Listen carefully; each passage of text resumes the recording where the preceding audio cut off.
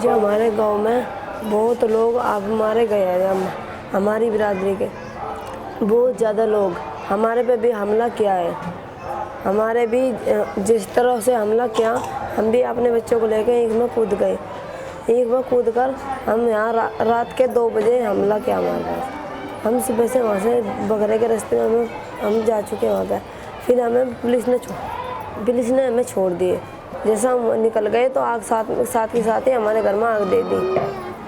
कोई रह गया आपके जी हमारे 2 जेठ है, 2 जेठ के बच्चे परिवार सब हैं।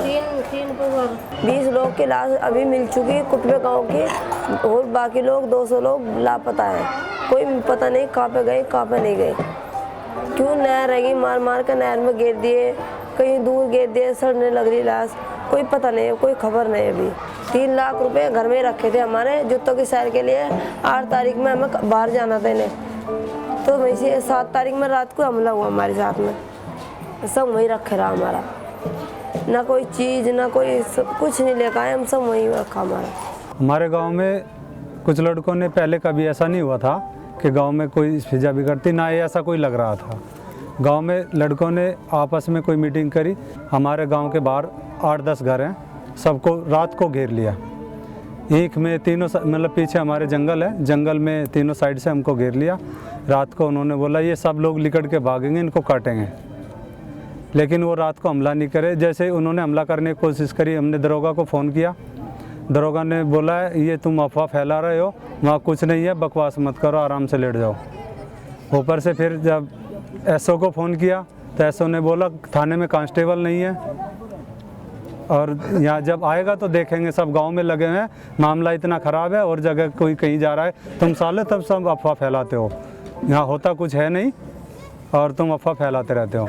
अगले दिन भी वहाँ से कुछ आदमी तो पलायन कर गए। फिर हम वो बस्ती छोड़ के आगे गांव में बस्ती में चले गए। उसके बाद गांव में मस्जिद में बैठ के सब लोगों ने ये बोला गांव में अमन चैन से रहो, कुछ नहीं होगा। वहाँ रात को ठीक 11 बजे फायरिंग शुरू हो गई। गांव थाने में फ़ोन किया, एसओ को बुलाया गया, तो एसओ ने जैसे ऊपर से जवाब मांगा गया गांव में कुछ हो रहा है, तो 1-1.5 घंटा फायरिंग चली है। उनका असला पकड़वाया इन 2 जो झिंवर लोग थे। लेकिन एसओ ने फिर भी ये दे दिया यहाँ कुछ नहीं हुआ, सब अफवाह है। सब कुछ होने के बाद 1.5 घंटा फायरिंग होने के बाद भी अफवाह करार दे दिया गया। प्रशासन बिल्कुल भी साथ देने के लिए तैयार नहीं है। अगर प्रशासन चाहता तो मदद उनके ऊपर दबाव डालता तो कुछ भी नहीं होने वाला था। ये सब प्रशासन की ढीलपन से ऐसा सब कुछ हुआ है। वो गांव में एक लड़का हमारा गया हुआ था, वहाँ पे उसने बोला जैसे किसी ने कोई हमदर्द भी होता है, उसने किसी ने बताया कि ये लोग यहाँ इतनी गर्माहट में ये बोल रहे हैं कि हम बदला ज़रूर लेंगे, अब नहीं तो फिर बदला ज़रूर लेंगे। वो लड़का फिर वापस अपने बच्चे लेके आ गया। कोई भी चला जाए लेकिन मैं गांव में जाऊंगा नहीं। गया था वो, लेकिन वापस आ गया। जिस टाइम पे हम घर से निकल के चले, वो प्रधान के चबूतरे के सामने को हमारा रास्ता होता है, वहाँ से जैसे ही निकले तो वहाँ पे पुलिस प्रशासन बैठा हुआ था और प्रधान भी वहीं पे मौजूद था। ना तो प्रधान ने कुछ कहा, ना पुलिस प्रशासन ने कुछ कहा। लेकिन जो लड़के वहाँ पे खड़े हुए थे उन्होंने आतंकवादी हमें बतलाया, पाकिस्तानी हमें बतलाया। जो गालियाँ आज तक हमने नहीं सुनी थी वो गालियाँ हमें सुनने को मिली। कब्रिस्तान के सामने गाड़ी खड़ी हुई थी, वहाँ पे गाड़ी में बैठने के बाद हम जिस टाइम पे चले उसके बाद भी हमारा पीछा किया गया। 3 गाड़ियाँ थी हमारे पीछे। उसके अगले दिन हमें पता चलता है कि हमारे घरों को जला दिया गया है। पहले ट्रॉली लगा करके सामान इकट्ठा किया, सब निकाला। उसके बाद जो है सामान निकालने के बाद उसमें आग लगा दी गई घर में। पुलिस प्रशासन क्या है, क्या करता है वो? कुछ नहीं। मुसलमानों को क्या कर रहा है वो पुलिस प्रशासन? सब पुलिस प्रशासन के जितने भी बड़े अधिकारी हैं, जिसे फ़ोन मिला है वही स्विच ऑफ जा रहा है। वही गांव के लोग थे जो आपके पीछे भाग रहे थे या बाहर कोई? गांव के, सब गांव के थे। लोगों ने औरतों की बेइज्जती कर करके उनको मारा है। अभी भी लिसाड़ गांव की दो लड़कियां लापता है। 3 टुकड़े करे।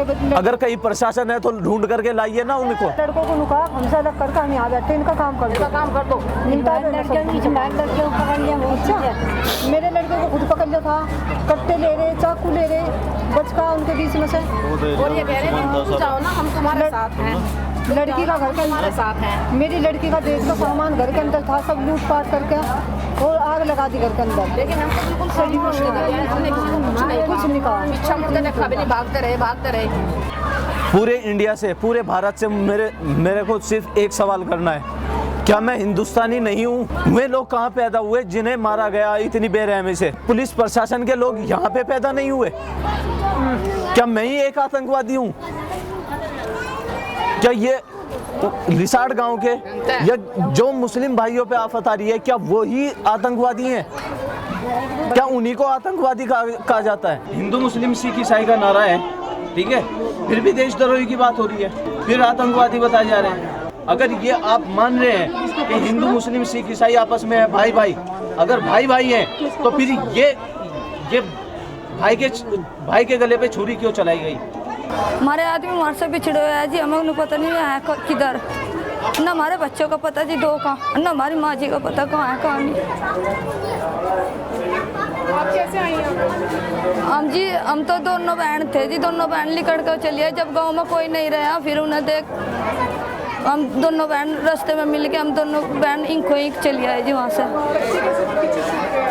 नहीं जी, 2 बच्चे हैं, 2 का लापता है जी, पता ना कहाँ है कहाँ नहीं। हमारे दादी अम्मा का तो कोई खबर ही नहीं कहाँ है, किधर नहीं, जिंदी है या मरी है जी। हम गांव में जाना नहीं चाहती, चाहे हमें कटोर लेकर भीख मांगनी हो जी सड़क पे, गाँव में नहीं जाएंगे? बिल्कुल नहीं जाएंगे, बिल्कुल भी, चाहे कोई खतेड़ भी जाइए, मदरसे वाले भी बाहर भी, पर अगर हम जाने के नहीं। तो आपकी जो यहाँ पे जमीन है उस सबका क्या होगा? क्या होगा जी, कुछ भी हो हमारी तरफ से।